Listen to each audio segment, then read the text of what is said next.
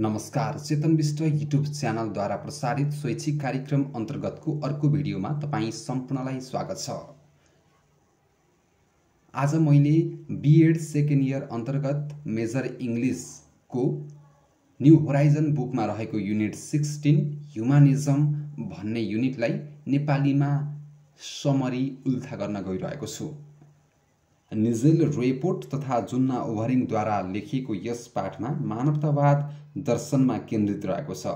यस वाद अनुसार मानव सर्वश्रेष्ठ प्राणी हो र जो सत्य र यथार्थलाई बुझ्न सक्छ भन्ने कुरा यसमा देखाइएको छ।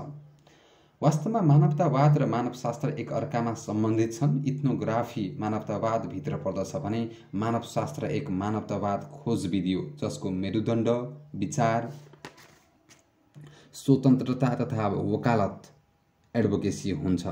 अर्को शब्दमा भन्दा मानवशास्त्र मानवतावादको ज्ञानको खोजीको लागि उपयोग गरिन्छ र मानवशास्त्र नै मानविकी विज्ञानको मुख्य विषयवस्तु मानिन्छ।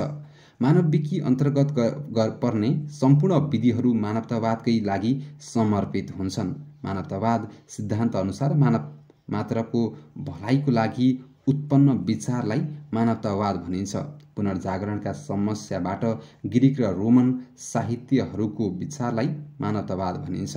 पुनर्जागरणका समस्याबाट ग्रीक र रोमन साहित्यहरूको पुनर्स्थापना गर्न मानव जीवनको सन्तुष्टि प्राप्तिको लागि मानव र मानवीय क्रियाकलापलाई एकताबद्ध बनाई मानव अस्तित्व जोगाउन जन्मिएको वाद भनेर चिनिन्छ। अत धार्मिक हस्तक्षेपका विरुद्धबाट अस्तित्ववादमा आएको र सामाजिक आर्थिक राजनीतिक रूपबाट मानवीय अस्तित्वमा हस्तक्षेप गर्नु हुँदैन भन्ने उत्तर आधुनिकवादी विचारहरूमा विकसित भएको वाद मानवतावाद हो। शान्ति, प्रगति र स्वतन्त्र रूपको प्रजातन्त्र मानवतावादका आधारमा रहेका हुन्छन्। यस वादका अनुसार मानिस विज्ञानको, प्रविधिको र मेसिनको दास होइन तर निर्माता हो।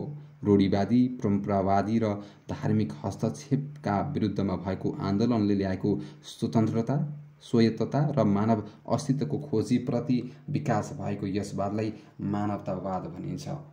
विशेष गरी यसमा साझा मानवतालाई जोड दिएको छ, त्यस्तै व्यक्तिको महत्त्वलाई जोड दिएको छ भने अत्याधिक सांस्कृतिक विभाजनको विरोध गरिएको छ। सँगै मानवशास्त्रको लक्ष्य समझदारीको पुल बनाउनु हो भन्ने पनि भनिएको छ।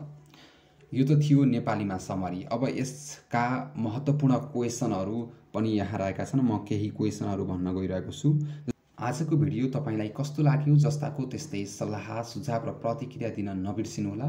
भिडियो मन परेको छ भने एक्जाम नजिक आइसकेको कारणले आफ्ना साथीहरूमा आफ्नो कलेजका साथीहरू सँगै अन्य कलेजमा पढ्ने साथीहरूलाई पनि सेयर गरेर सहयोग गरिदिनुहोला। सँगै चेतन विष्ट युट्युब च्यानललाई सब्स्क्राइब गरेर जोडिनुहोला।